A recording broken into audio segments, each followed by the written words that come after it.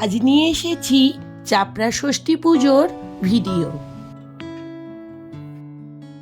এই পুজোর দুটি বিশেষত্ব হলো ফুলের নৌকো ভাসানো ও চালের চাপড়ি খাওয়া। দেখতে থাকো, দেখা হচ্ছে অন্য কোনো ভিডিওতে।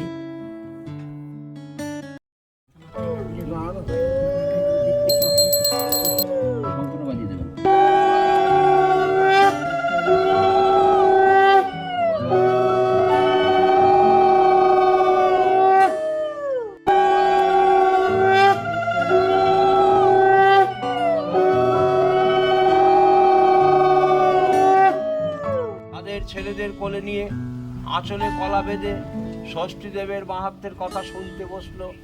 মা ষষ্ঠীর